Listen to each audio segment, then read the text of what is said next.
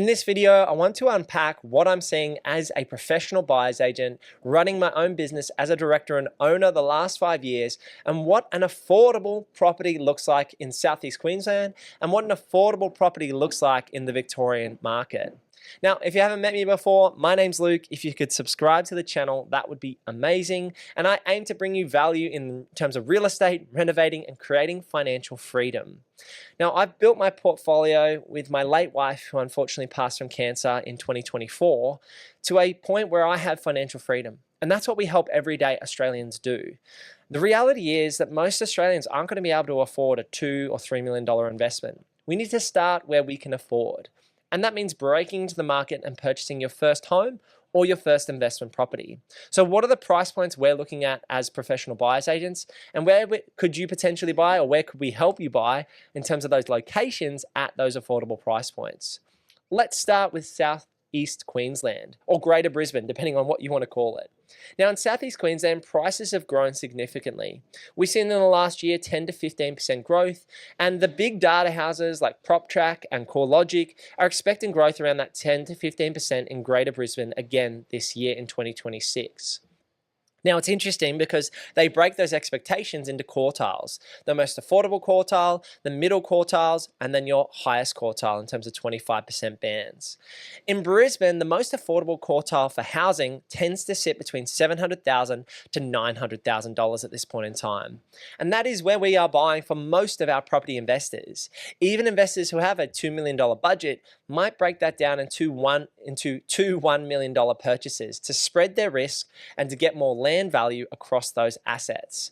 Now, some buyers agents will argue that you should only buy blue chip. You should only buy new farms and Paddingtons and inner city locations if you've got the greater budget. But it comes down to your personal position and your larger strategy. For everyday mums and dads and everyday Aussies, even if you have that slightly higher capacity, it's about what's going to get you where you want to go. And if the affordable markets have more upside or levers that you can pull in terms of adding a secondary dwelling or doing a strata title or renovating the house, and they're more affordable for more people to pay more money in the future, that's why I'd be leaning towards buying affordable houses in the Southeast Queensland market between that $800K to about that $1 million price point at this point in time.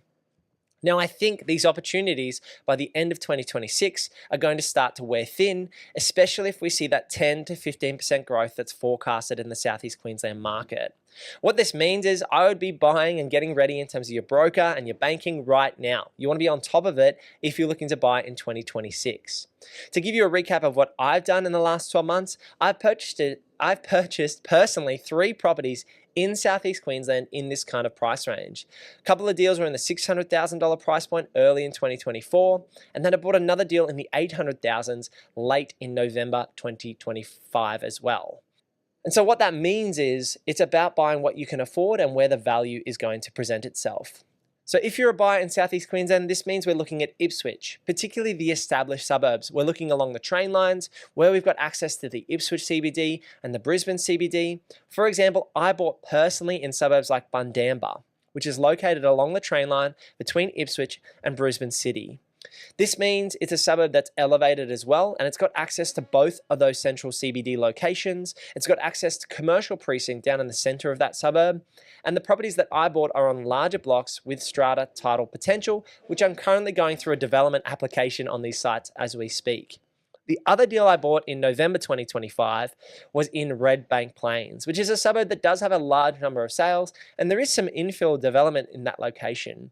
The good thing is that suburb was established largely 45 years ago, and some of the newer developments were about 10 to 15 years ago. And then we've even got some smaller blocks being cut around that 300 to 350 square meter blocks at this point in time, but it's minor infill in terms of this suburb. So in Red Bank Plains, I bought, again, a larger block size, so around that 1,000 square meters, and I'm adding a granny flat on that site to boost the yield, to make the property portfolio neutrally geared for that specific deal, and balance my portfolio as it continues to grow. So that's exactly what we're helping with clients at the start of 2026 in Southeast Queensland at that affordable price point, is somewhere between $750 to $1 million. and I would be looking for blocks that have levers you can pull. Can we do a 20 to 30K renovation where we get the painting done and maybe the upgrade to the flooring, and it changes visually and people are going to see higher value in that potential deal? Can we get sites that have the granny flat potential, where we can add a granny flat between $200,000 to $300,000 and get rent of around $500 per week to allow the holding costs to drop on that property and the property to be essentially neutrally geared?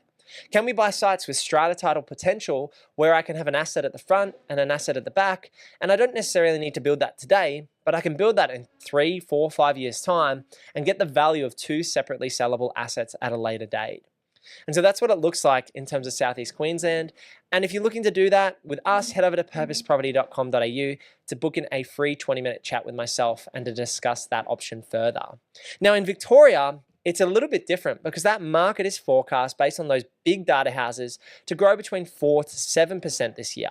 So about half the growth of the Southeast Queensland market, because Melbourne and Victoria is in that recovery phase and is going to have forecasted slower growth rates. But when I'm looking at the Melbourne market, because I bought 2 deals in late 2025 in that region, I'm looking for a long-term time horizon, the next 5, 6, 7, 10 years. And that's why I bought a deal in North Melbourne and I bought a deal in Geelong.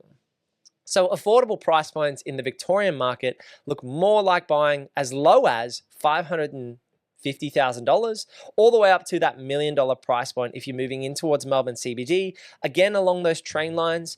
Particularly, I'd be looking in that northern corridor. That's where I bought, in a suburb known as Thomastown. I'd be looking at Thomastown, Layla, in the west, Sunshine West, St Albans, down to Werribee, Hoppers Crossing, and then out southeast towards Carrum Downs, and then, Dandenong. Those locations are worth a look at as well, depending on the deal. Now, in those more Melbourne CBD focused locations, you're looking at price points in that $700,000 to $1 million price range. If you want to lower the price points, head out to Geelong.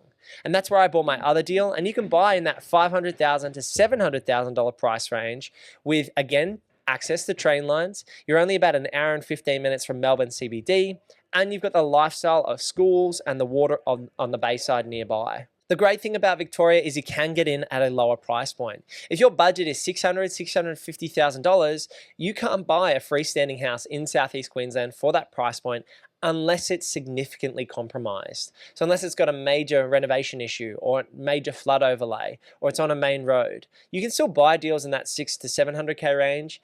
But the reality is they're going to be compromised assets. Whereas in Victoria, particularly in that Geelong region, you can buy houses in the $500,000, $600,000, $700,000 range, which have good fundamentals. We've got locals who live in these areas as boots on the ground team members as part of Purpose Property to help inspect these deals and give us that on-ground insight, as well as the data and analytics that we put over the top, and then the negotiation skills of myself and our acquisition managers to get you the right deal. And that's where I've bought real value in that Geelong region. I was able to even buy below $500,000 with the plan to do about a $50,000 renovation on that home, and at a later date, add a granny flat to that property potentially to boost its yield. And so to summarize, in Southeast Queensland, you're looking to probably buy houses in that $700,000 to $1 million range for freestanding houses on 600 square meter plus blocks. In the Victorian market, closer to the city, again, that $700,000 to $1 million range, depending on whether you're going north, southeast, or west. And then if you're looking in that Geelong region, about an hour and 15, an hour and 20 from Melbourne CBD, you can get as low as $500,000 up to around $700,000 at those affordable price points. Now, you might be saying, Luke, that's a great video. You've talked about affordable locations across Greater Brisbane and Victoria, but they're not affordable. That seems really expensive to me. And the truth is, property is a very expensive asset to break into. And when these assets compound at 5, 6, 7, 10% a year, that $500,000 house at 10% growth goes to $550,000, and then it goes to $605,000 the next year. And so the reason you want to break into the market sooner rather than later is to let compound growth work in your favor. If you sit on the sidelines and let the market compound away from you, it's always going to seem more and more expensive. Now, there could be years property goes up 10%, down 10%, or sideways.